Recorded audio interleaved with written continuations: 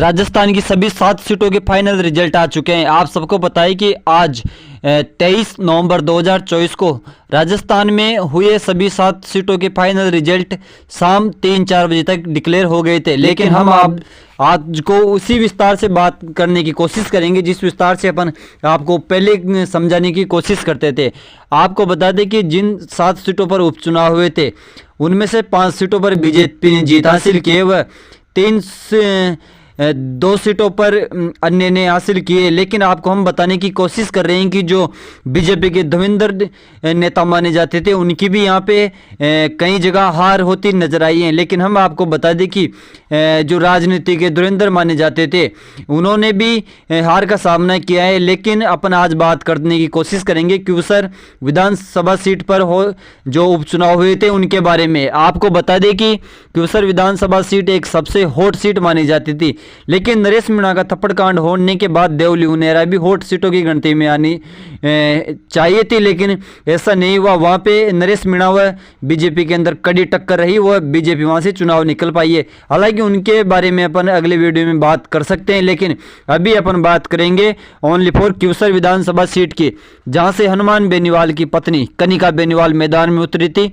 वह बीजेपी से रेवतराम डांगा दूसरी बार चुनाव में उतरे थे। पहली की बार हनुमान बेनीवाल के सामने रेवतराम डांगा ने चुनाव लड़ा, लेकिन समथिंग 2-2.5 हजार वोटों से वहां से रेवतराम डांगा हारे। लेकिन इस बार क्यूसर विधानसभा में जो उपचुनाव हुए वहां पे हनुमान बेनीवाल ने अपनी पत्नी कनिका बेनीवाल को टिकट दिया हुआ। कनिका बेनीवाल व बीजेपी से रेवतराम डांगा के बीच में कड़ी टक्कर थी।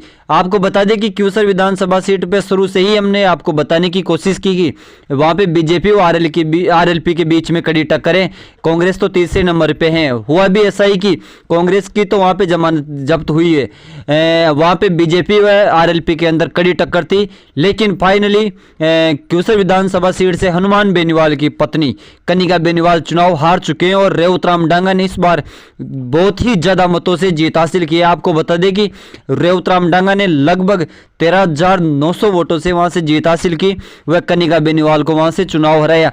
लेकिन जैसे ही फाइनल रिजल्ट सामने आए उसके बाद में हनुमान बेनीवाल का भी वीडियो सोशल मीडिया पर वायरल हुआ, जिसमें हनुमान बेनीवाल का वह पहले वाला तेवर तो नहीं था, लेकिन उनकी बोलचाल में भी कुछ फर्क था। लेकिन फिर भी हनुमान बेनीवाल ने जनता से कहा कि ये आपका बेटा, ये आपका लड़का आज भी किसान कौम के लिए तैयार है और आगे भी रहेगा। आपको कोई भी ऐसी कोई जरूरत हो कि मैं उसको कर सकता हूं तो आप मेरे को बिना झिझकाए बताए।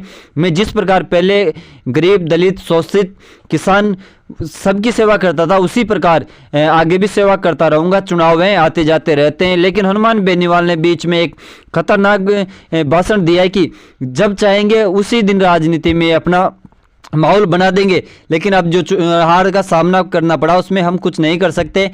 हमारे ही लोगों ने हमारे साथ गद्दारी कर दी और हमको चुनाव का हार का सामना करना पड़ा। लेकिन कोई बात नहीं है, चुनाव में 2 जीतते हैं तो 1 हारता है और हार जीत चलती रहती है। लेकिन फिर भी आपको हम बताने की कोशिश कर रहे हैं कि हनुमान बेनीवाल का जो अभी का भाषण है वह चुनाव की पहले का भाषण था, उनमें बहुत ही परिवर्तन देखने को मिल रहा है। जैसे ही हनुमान बेनीवाल को सूचना लगी कि अपन क्यूसर से उपचुनाव हार गए हैं तो हनुमान बेनीवाल ने अपने आवास पे एक सभा रखी। वहाँ पे बहुत से लोग पहुंचे हुए। वहाँ पे हनुमान बेनीवाल ने ऐसी कुछ बातें कही जो हनुमान बेनीवाल पहले भी कहते आए थे कि किसान कौम के लिए मैं हमेशा तैयार हूं और आगे भी तैयार रखूंगा, और जो भी मेरा कैंडिडेट है या मेरा बस लगे मैं आपकी मदद के लिए हमेशा मैदान में उतरूंगा। चाहे से आप हमें आधी रात को भी याद कर लेना। चुनाव के नतीजे आते जाते रहते हैं, हार जीत आती जाती रहती है। लेकिन आपको बता दें कि क्यूसर विधानसभा सीट पर बहुत ही कड़ा मुकाबला माना जाता था, लेकिन आरएलपी व बीजेपी के अंदर शुरू से तो मुकाबला देखने को मिला, जबकि फाइनल रिजल्ट आने के बाद पता चला कि रेवतराम डांगा वहां से 13,901 वोटों से चुनाव जीत चुके हैं और वहां से हनुमान बेनीवाल की पत्नी कनिका बेनीवाल चुनाव हार गई है। आपको बता दें कि हनुमान बेनीवाल किसान कौम के लिए हमेशा खड़े रहते थे और आगे भी खड़े रहेंगे। ये हनुमान बेनीवाल ने चुनाव हारने के बाद भी कहा है।